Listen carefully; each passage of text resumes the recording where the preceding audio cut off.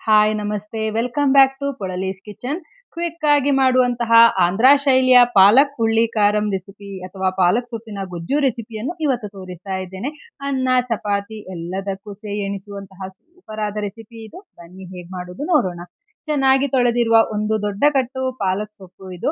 ಮೊದಲಿಗೆ ಚಿಕ್ಕದಾಗಿ ಕಟ್ ಮಾಡಬೇಕು. ನಂತರ ಒಗ್ಗರಣೆಗೆ 4 ರಿಂದ 5 ಚಮಚ ಎಣ್ಣೆ ಹಾಕಿ 1/4 ಚಮಚ ಸಾಸಿವೆ, 1/4 ಚಮಚ ಉದ್ದಿನಬೇಳೆ, 1/4 ಚಮಚ ಕಡಲೆಬೇಳೆ, ಒಂದು ಮುರಿದಿರುವಂತಹ ಒಣಮೆಣಸು ಹಾಕಿ ಒಗ್ಗರಣೆ ಸಿಡಿದ ನಂತರ ಕತ್ತರಿಸಿರುವಂತಹ ಪಾಲಕ್ ಸೊಪ್ಪನ್ನು ಹಾಕಿ ಒಗ್ಗರಣೆ ಜೊತೆ ಬಾಡಿಸಬೇಕು.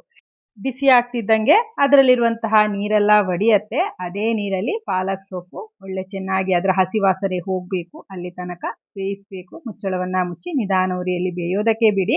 ಮಸಾಲೆ ತಯಾರಿಸೋದಕ್ಕೆ ಮಿಕ್ಸರ್ ಜಾರಿಗೆ 4 ಈರುಳ್ಳಿಯನ್ನು ಈ ರೀತಿ ದೊಡ್ಡದಾಗಿ ಕಟ್ ಮಾಡಿ ಹಾಕ್ತಾ ಇದ್ದೇನೆ. 1 ಗೆಡ್ಡೆ ಬೆಳ್ಳುಳ್ಳಿ ಹಾಗೂ 5 ರಿಂದ 6 ಒಣಮೆಣಸು ಹಾಕ್ತಾ ಇದ್ದೇನೆ.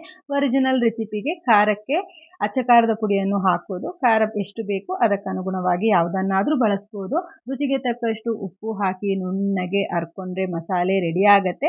ಈ ಕಡೆ ಪಾಲಕ್ ಸೊಪ್ಪು ಚೆನ್ನಾಗಿ ಬೆಂದಿದೆ. ರುಬ್ಬಿರುವಂತಹ ಮಿಶ್ರಣ ಹಾಕಿ 1/4 ಚಮಚ ಅರಶಿನ ಪುಡಿಯನ್ನು ಸೇರಿಸಿ ಚೆನ್ನಾಗಿ ಮಿಕ್ಸ್ ಮಾಡಬೇಕು. ಇವಾಗ ಮಿಕ್ಸ್ ಆಯಿತು. ಮಧ್ಯದಲ್ಲಿ ಕೈಯಾಡಿಸ್ತಾ 3 ರಿಂದ 4 ನಿಮಿಷ ಇದನ್ನು ಕುದಿಸಬೇಕಾಗತ್ತೆ. ಯಾಕಂದ್ರೆ ಮಸಾಲೆಗೆ ಹಾಕಿರುವ ಈರುಳ್ಳಿ ಬೆಳ್ಳುಳ್ಳಿ ಹಸಿ ವಾಸನೆ ಹೋಗಬೇಕು. ಹಾಗಾಗಿ ಚೆನ್ನಾಗಿ ಈ ರೀತಿಯಲ್ಲಿ ಕುದಿಸಿದ್ರೆ ಮಸ್ತಾದ ಪಾಲಕ್ ಹುಳ್ಳಿ ಕಾರಂ ರೆಡಿ ಆಗತ್ತೆ.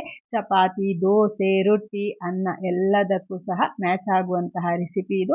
ಅನ್ನದೊಂದಿಗೆ ಪಾಲಕ್ ಹುಳ್ಳಿ ಖಾರ ಜೊತೆ ತುಪ್ಪ ಹಾಕಿ ಕಲಸಿ ಊಟ ಮಾಡ್ತಾ ಇದ್ರೆ ಬೇರೆ ಏನು ಬೇಕಾಗೋದಿಲ್ಲ. ಟ್ರೈ ಮಾಡಿ ನೋಡಿ ಹೇಗಾಯಿತು ಅಂತ ಹೇಳಿ.